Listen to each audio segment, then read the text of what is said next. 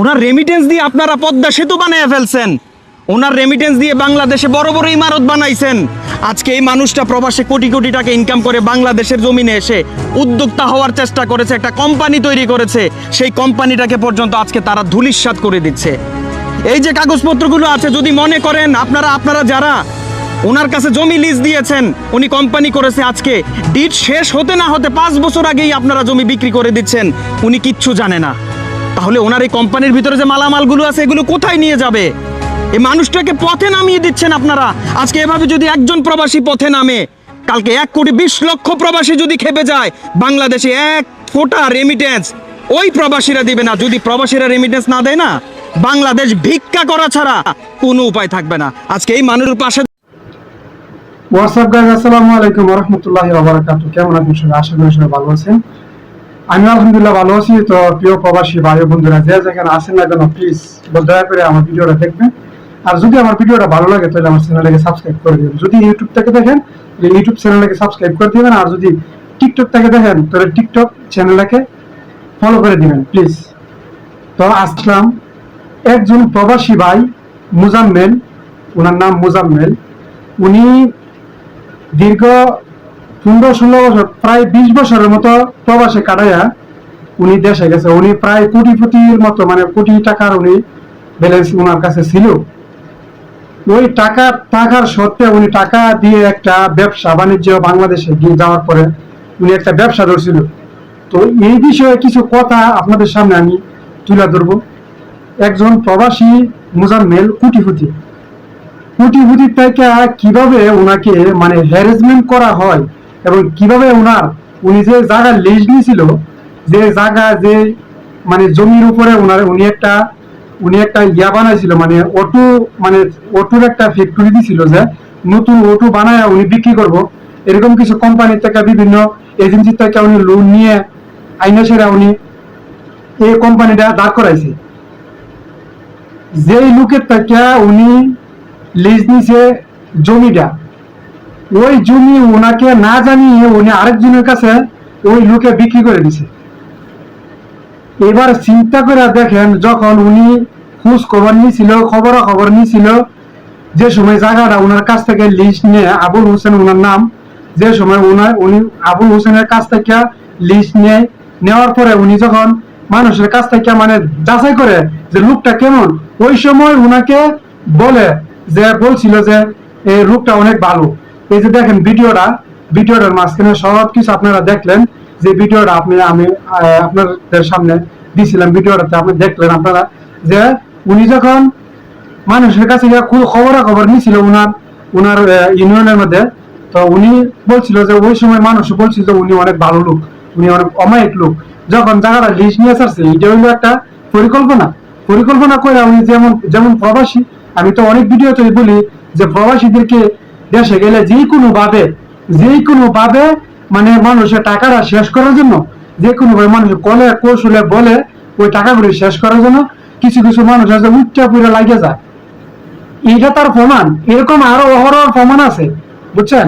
এরকম অহরহ প্রমাণ আছে যে দেশে যাওয়ার পরে এরকম আপন মা বাবা ভাই বোন আত্মীয় স্বজন যারা আছে সবাই মানে এরকম বেমানি করে শুধু প্রবাসীদের সাথে।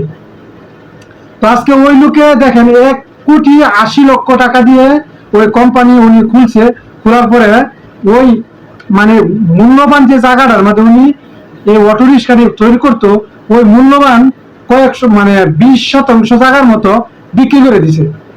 পাশাপাশি যখন উনি যে গড়টি করছিল ওই জায়গাটার মধ্যে লিজ নেওয়ার পরে, মুজাম্মেল ভাইয়ের ওই গড়টি পর্যন্ত উড়ায় নেওয়ার জন্য বলছে যে তোমার গড় তুমি উড়ায় নেও। উনি এমন কোন লোক নাই, মেম্বার চেয়ারম্যান মানে সব জায়গার মাঝে উনি গেছে ওনার এই বিষয়টা নিয়ে, কিন্তু কেউ পাত্তা দেয় না। টিপু চৌধুরী ভাই একটা ভিডিও বানাইছিল, ওই ভিডিওর লিঙ্কটা আপনাদেরকে দেখাইলাম, ওই ভিডিওটা আপনাদেরকে দেখাইলাম। ভিডিওর মধ্যে আপনারা দেখলেন যে আসলে মানুষ কত বড় বেঈমান হলে একজন প্রবাসীর সাথে এই কাজটা করতে পারে। উনি না পারে আজকে গাড়ির তলে গিয়া উনি মারা যান। কতটুকু কষ্ট, কতটুকু বেদনা নিয়ে এই কাজগুলি মানুষের একজন প্রবাসীর সাথে করে। আর এই প্রবাসী ভাই মানে না পারে গাড়ির তলে পড়ে উনি আত্মহত্যা করে। তো কই যাবো ভাই? এই যে প্রবাসীরা আপনারা কন যে দেশে আইসে সেরা প্রবাসী কিছুটা না কিছু কোনো কিছু না করে দেশে আইসে সেরা কিছু করেন, ব্যবসা বাণিজ্য ওইটা সেটা করেন, মানুষের কর্মসংস্থান তৈরি করেন। কিভাবে তো কর্মসংস্থান তৈরি করবো মানুষের জন্য আপনারা আমাকে একটু বলবেন। এইভাবে এইভাবে একজন প্রবাসী ভাইকে এভাবে মানে হয়রানি করে সেরা এইভাবে ওনার জীবন নষ্ট করে উনি 20 বছরের কামাই 15 বছর 20 বছর যাই উনি কামাই করে ওনার এই কোম্পানিটা খুলছিল, এভাবে কোনোদিন মানুষের ঠিক থাকতে পারবে দেশের মধ্যে দেশের মাটিতে?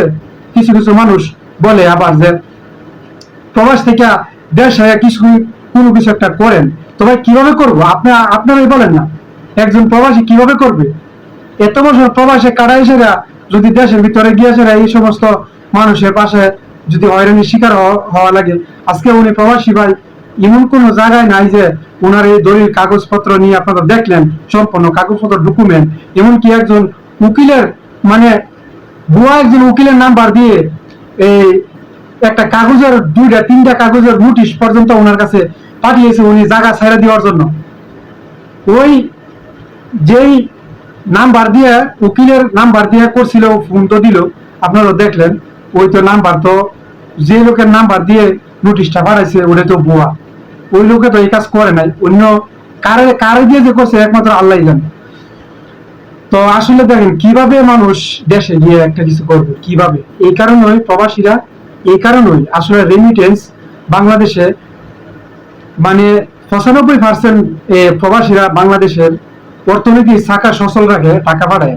আজকে দেশের মাটি থেকে একটা কিছু করবে এটা তো সম্ভব হয় না, এটা সম্ভব হয় না।